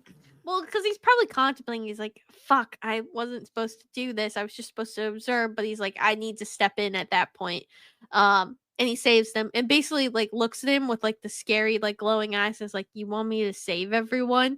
And the guy's like, sure. Like, well, no, please, I'm dying. He's like, I respect you, but I'm going to take over. Will you let me handle this? And he's basically like, do it. Save everybody. And then Jinwoo proceeds to fucking destroy. They get wrecked. Also, blonde girl. More armies. Also, blonde girl shows up and like she's like, "I'm gonna go help. I need a weapon though." And the miner's like, "Have this pickaxe," and she's just like, you know, after rewatching it, you know what's one thing that kind of bothered me is like she walks through like the army of like like the ones they originally killed at the front, and there's swords everywhere. There's a bunch of fucking swords on the ground. I'm like, bitch, you could have picked up a sword. No, I have pickaxe. Like this could have been resolved. But by the time she gets there, and the association gets there as well, because they realize that this ain't right, um, and that something's wrong. Gene was already soloed the entire thing, taking Yeah, out everybody. he took out everybody, and he's made them his bitches in Yeah, his and I love army. that line where he's like, "What was your name again? Gargle." Gargle Sparkle. Sorry, man. I'm gonna call you Tusk. Yeah. 100% an ad lib from Alex Lee. Yeah. I love when he's like, does like kind of the mumble talk too, where he's like, "What was your fucking name again?" Like, because that's so real. Oh Which yeah, is he did. why you love this show so much. Oh yeah, but he ends up the association is basically like, yeah, we're not even gonna fucking lie to you. Well, the best part too is like he's like, "Oh, I'm not gonna take this, but I can take their souls." And Yeah. like he goes, "Oh, rise," and then turns around. He's like, "Fuck, you're Yeah, not he's like, supposed to be here." Yeah, there's a point where the association's like, yeah, we're not even gonna fucking lie to you guys. He's an S rank. It just hasn't been announced yet. We would like you not to say anything you saw. Yep. But then as he's leaving, he's like, "Oh yeah, here's your will, by the way." And the girl's like, thanks. Well, You no, scare me." she's actually not really. She's one of the rare girls that isn't into him, because I think it's Yeah. implied she's actually into the leader. Which cute.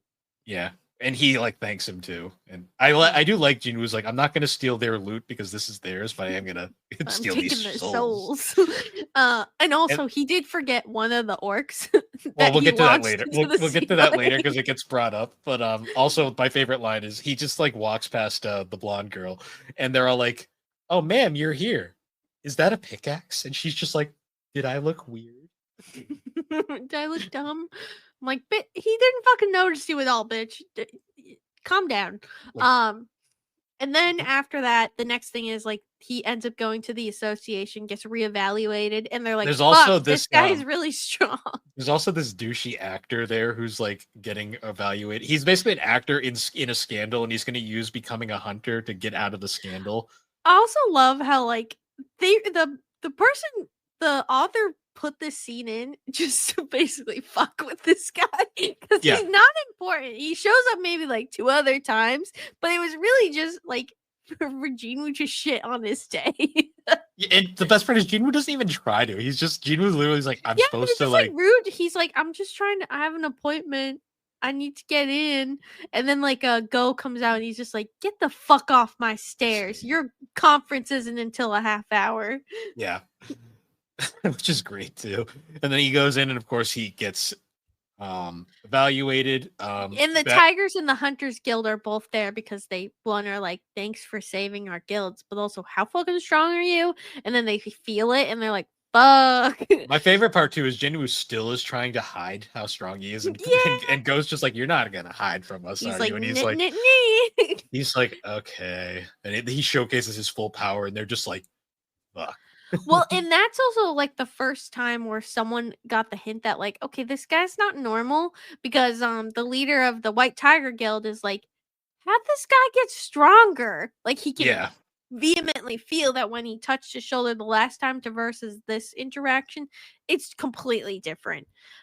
We also get this wonderful moment where they're like, "Well, welcome to the S ranks, buddy." And it's like, because he gets his ID and everything, and he's super happy about it because it's not his dorky little face anymore. Yes. But they're like, "All right, don't worry, buddy. We'll show you around, help you get out of here." And he's like, "Nah, it's cool, guys. I got shit to do." Well, especially because the press is there, and they're like, "Wait, no, we're actually trying to help." And he's like, "Nah."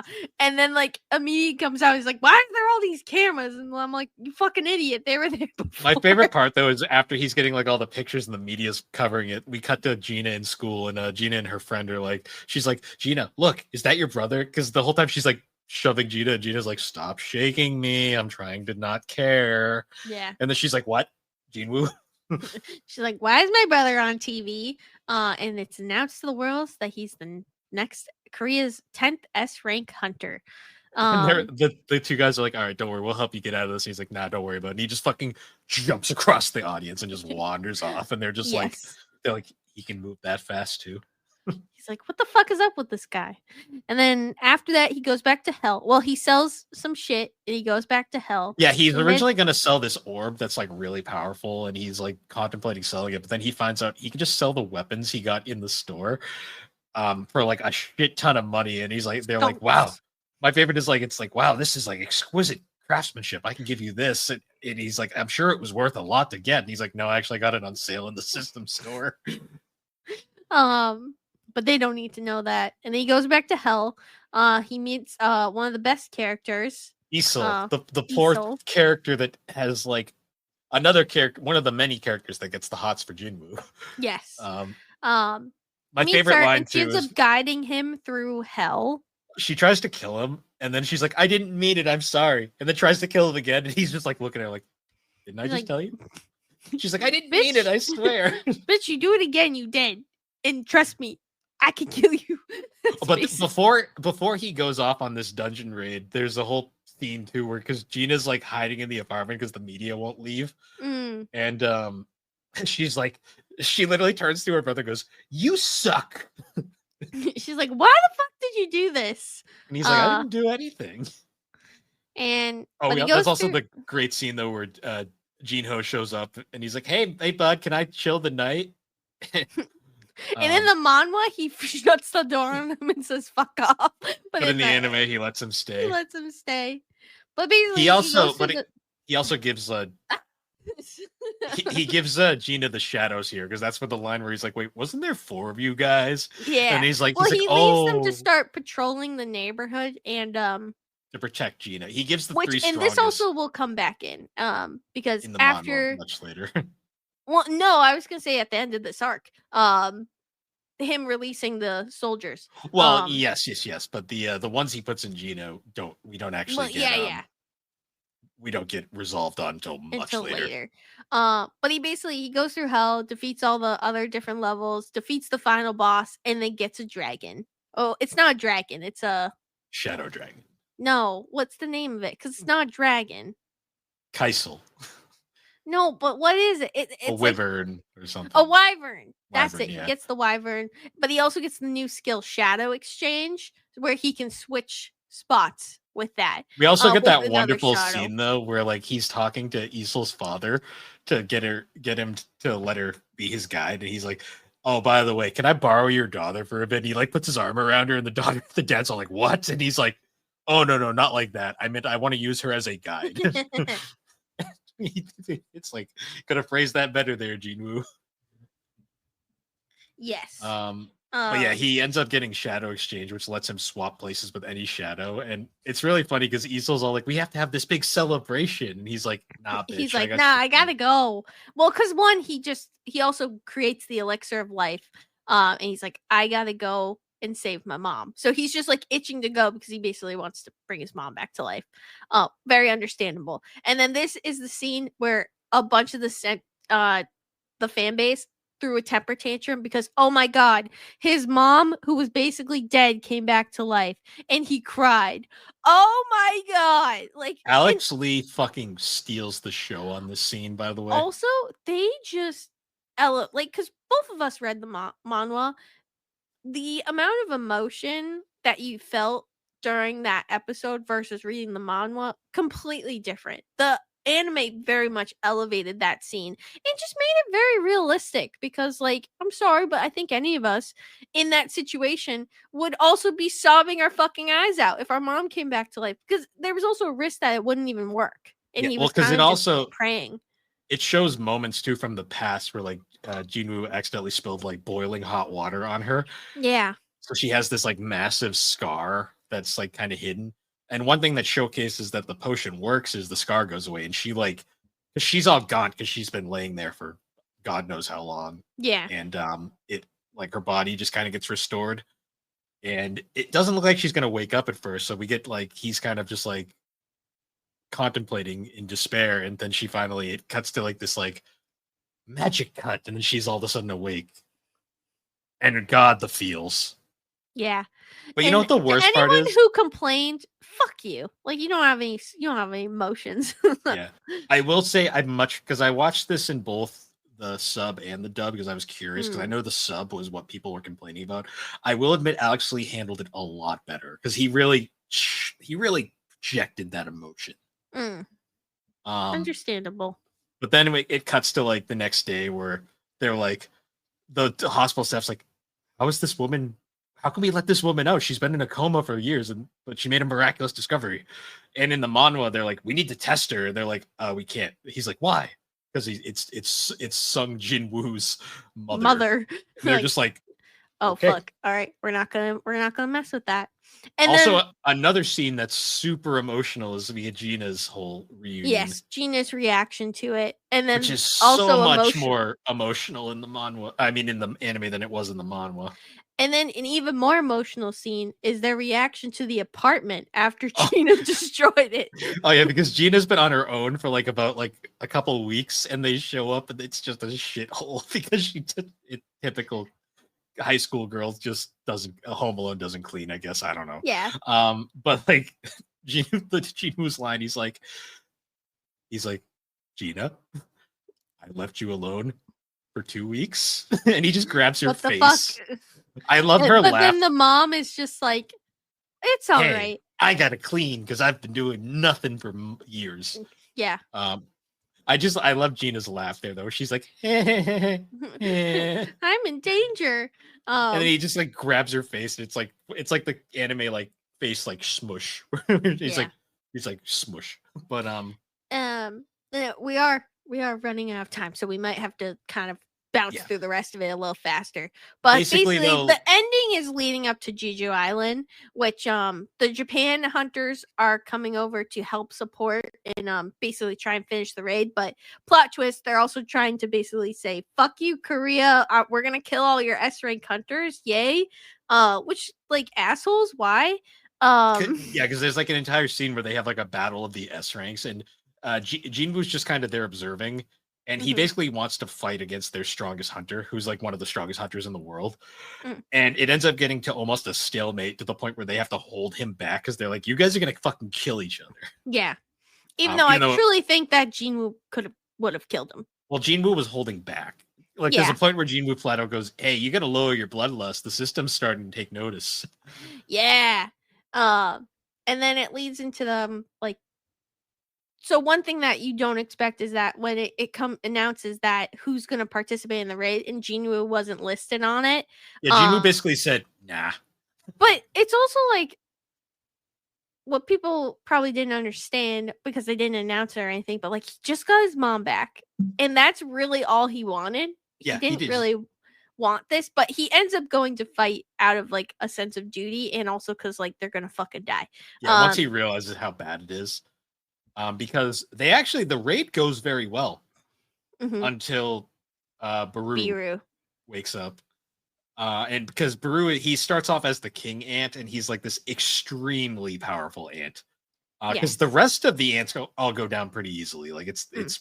they're actually winning And even until the queen ant goes down pretty easily as well. yeah, And I also will just say I understand a lot of people's complaints of relaying this to Hunter x Hunter of like a lot of it was stolen because there is a big arc with ants. Totally understand. And yeah, yes, there's definitely it's definitely referencing that as well. I don't think it's undeniable at this point, but I also think though it is handled differently too. yeah, But it ends up being that when Barrow gets there, first he like annihilates the Japanese hunters. well, he first almost annihilates the Korean hunters, but then he ends up leaving because they're like, "We're not the strongest. The strongest is elsewhere," and then he goes. Yeah, he's like, But "Who is your king?"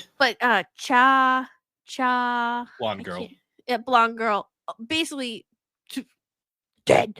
mortally Almost dead. wounded, basically. Yeah, and the healer dead.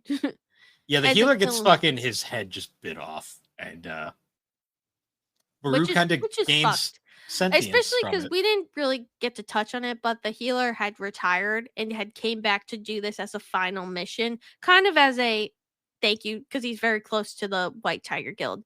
But Jimu ends up coming back because all of the Japan S rank hunters end up dying except for 3, which is karma.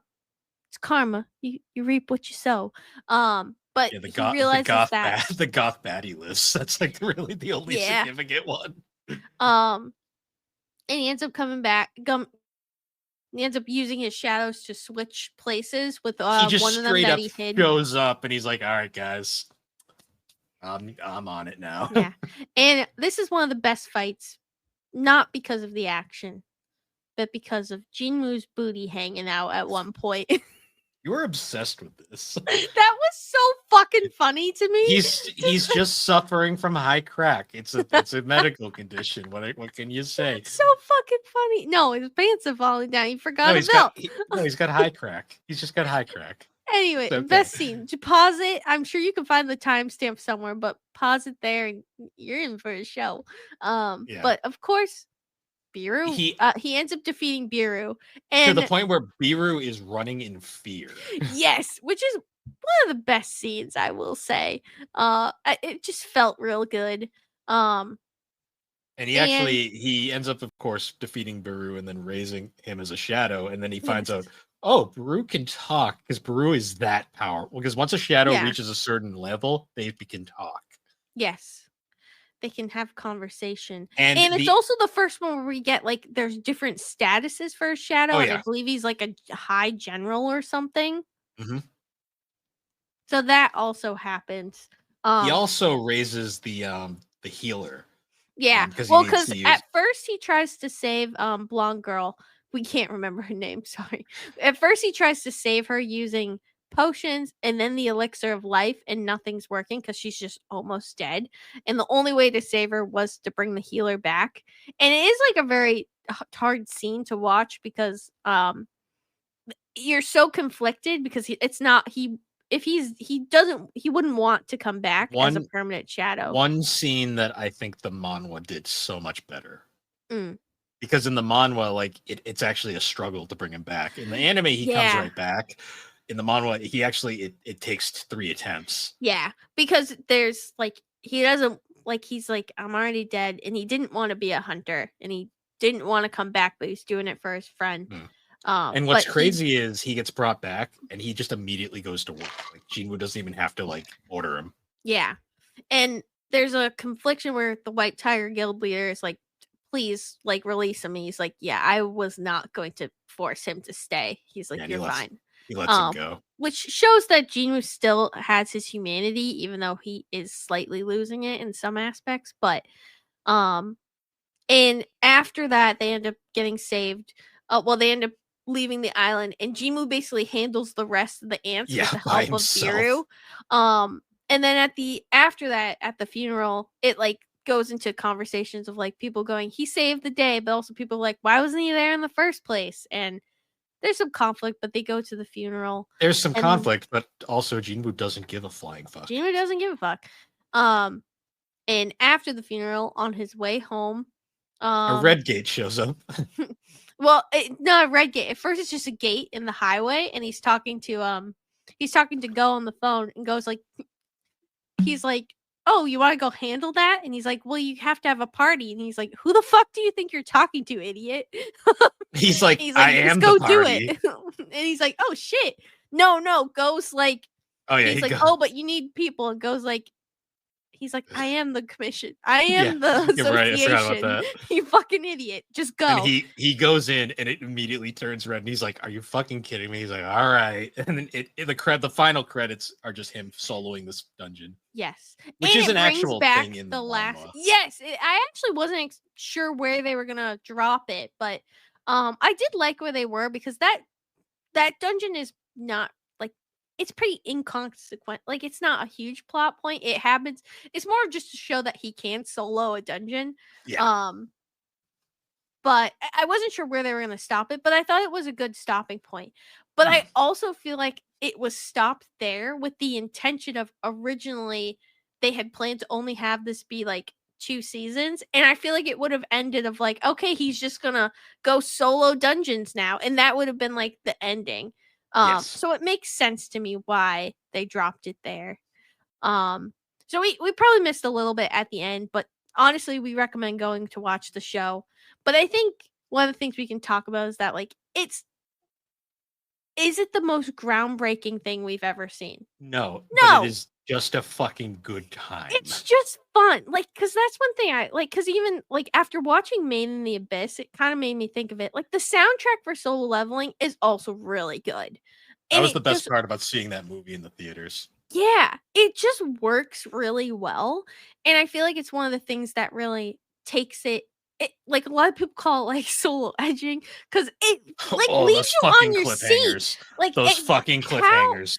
how they planned dropping each episode and leaving it on a cliffhanger each time is, like, something you don't see all the time with shows, Mm. but, like, you never finished an episode not going, "Fuck, I wanna watch the next one." Um so, it's just some sort of, like, the magic I'd say it has to do a lot with who is producing it, the voice actors they hired, the music, because truthfully, had this another studio, another voice actor, different soundtrack, do I think it would have been as successful? No. Hard to say. I think it's just it had the perfect mix of everything you need to make a really good show, Mm. and it's also, like, thinking about, like, not everything has to be amazing, like, especially after, like, watching, Made in the Ba I'm just bringing that one up because that's what I've been watching. Do I think the story of that is better than Solo Leveling? Yeah, I do, Yeah. but There isn't much story in Solo Leveling. no, there's not, but the thing is, it's just, like, you can just watch stuff to enjoy it.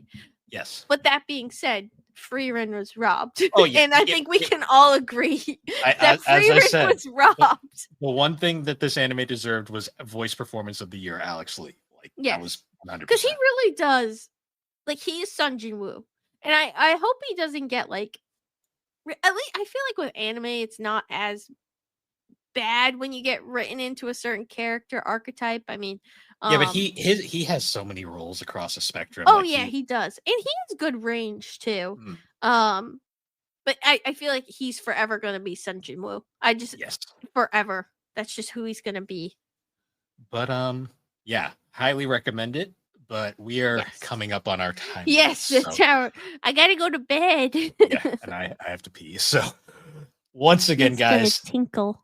thank you for joining us on the Gaming Collecting Podcast. You can find the Gaming Collecting Podcast on all the major podcasting platforms, particularly Apple Podcast and Spotify. And be sure to check us out over Spoofy. on the Superpod Network. That is superpodnetwork.com, an awesome site where you can find all sorts of different shows, videos, blogs. It's an awesome time.